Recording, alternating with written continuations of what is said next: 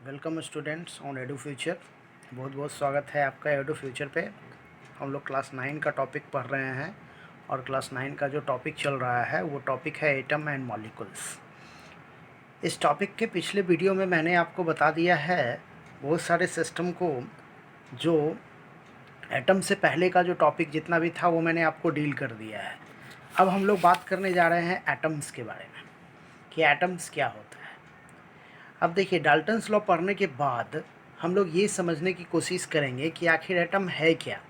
तो देखिए यहाँ पे लिखा हुआ क्या है, एटम स्मॉलेस्ट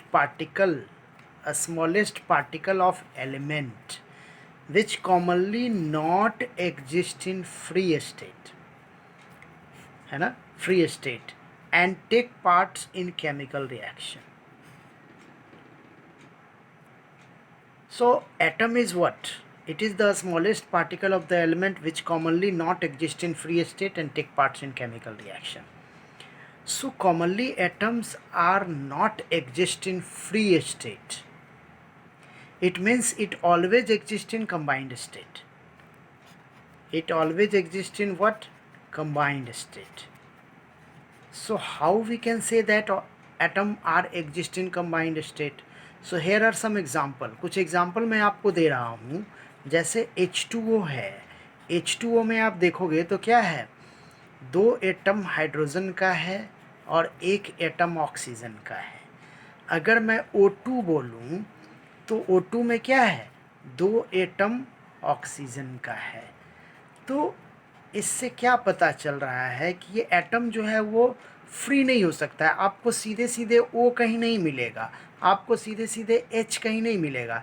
ये कहीं ना कहीं क्या है, कंबाइंड स्टेट में है। ऐसे बहुत सारे एग्जाम्पल आपको मिल जाएंगे, लेकिन मैं बात करने जा रहा हूँ कुछ एक्सेप्शन का, क्योंकि कुछ ऐसे भी एलिमेंट अवेलेबल हैं हमारे चारों तरफ जिनके एटम फ्री स्टेट में पाए जाते हैं। एक्सेप्शन क्या है भाई? तो एक्सेप्शन में आ जाएगा जैसे इनर्ट गैस, जैसे इनर्ट गैसेस के एटम जो होते हैं ना वो फ्री स्टेट में होते हैं। जैसे क्या क्या है इनर्ट गैस? तो आपने नाम सुना होगा हीलियम का, आपने नाम सुना होगा नियॉन का, आपने नाम सुना होगा आर्गन का, आपने नाम सुना होगा जेनॉन का, आपने नाम सुना होगा क्रिप्टन का। तो ये सब क्या है, ये सारे जो है ना वो फ्री स्टेट में पाए जाते हैं। मतलब वो जहाँ मैंने अभी आपको बताया ना कि एटम फ्री स्टेट में नहीं पाया जाता, लेकिन ये सारे फ्री स्टेट में पाए जाते हैं। उसी तरह मैं एक और एक्सेप्शन बता रहा हूँ, that is least reactive gas, least reactive least reactive metals, least reactive metals. Least reactive metals में कौन कौन आते हैं? तो इसमें आ जाएगा आपका कॉपर, इसमें आ जाएगा सिल्वर, इसमें आ जाएगा गोल्ड, इसमें आ जाएगा प्लेटिनम। ये सारे के भी एटम जो होते हैं ना वो इन्वायरमेंट में फ्री स्टेट में पाए जाते हैं, लेकिन ऐसे एटम फ्री स्टेट में नहीं पाया जाता। अब हम लोग कुछ बात करने जा रहे हैं एटम के साइज़ का, कि आखिर एटम का साइज़ कितना डिटरमाइन किया गया है। देखो, एटम काफ़ी छोटा चीज़ है। अगर आप एक एटम को देखना चाहते हो ना, टू टू ऑब्जर्व एटम, अगर आप देखना चाहते हो इसको, तो इसके लिए आपको एक स्पेशल टाइप के माइक्रोस्कोप की ज़रूरत पड़ती है, दैट इज़ कॉल्ड STM। इसको क्या बोलते हैं? Scanning tunnelling microscope.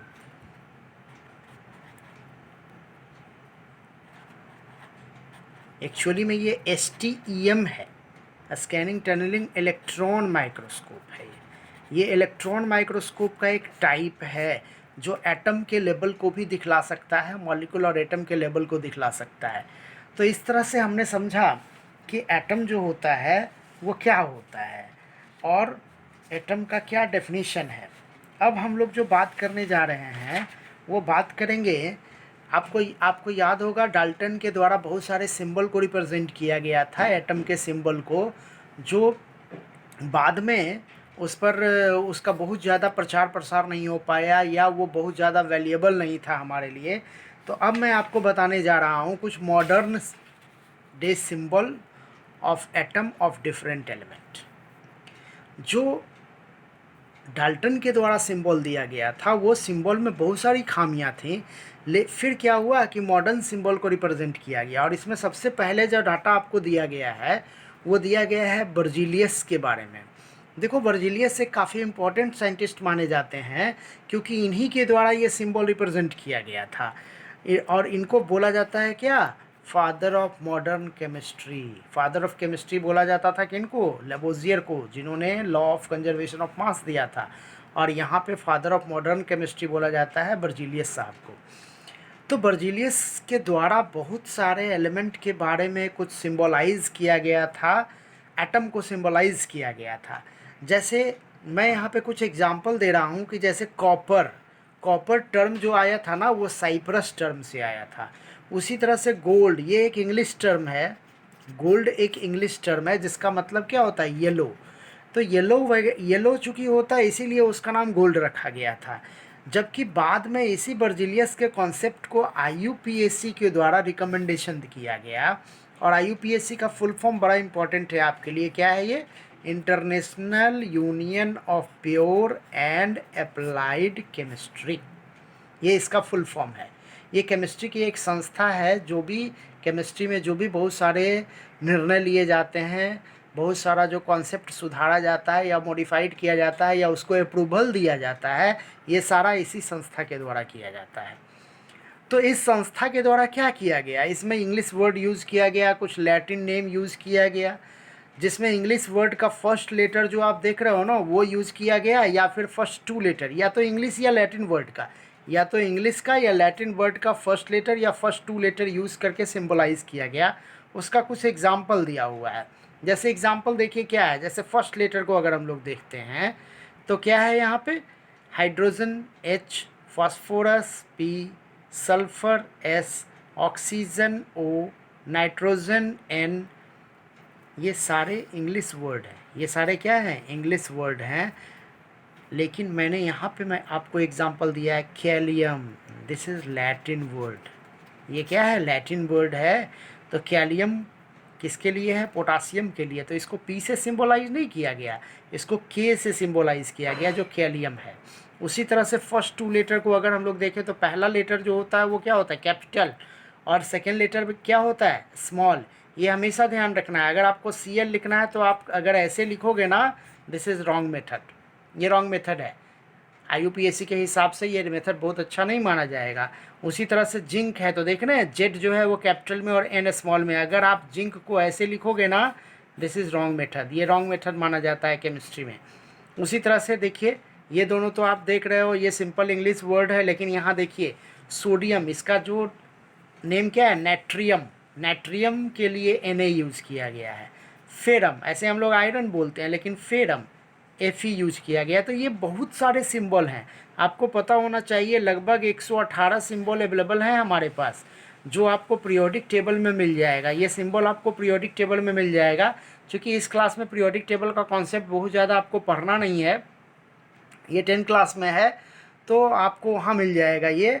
और इसके अलावा आपको मैंने बार बार बोला है कि आपको NCERT फॉलो करना है, और NCERT में का मैंने यहाँ पे देखिए लिख दिया है टेबल नंबर, आप अपने चैप्टर में टेबल नंबर 3.1 को फॉलो कीजिए, उसमें कुछ सिंबल भी दिया हुआ है, आपको वो सिंबल फॉलो करना है और वो सिंबल फॉलो करके उसको मेमोराइज़ करने की कोशिश करना है।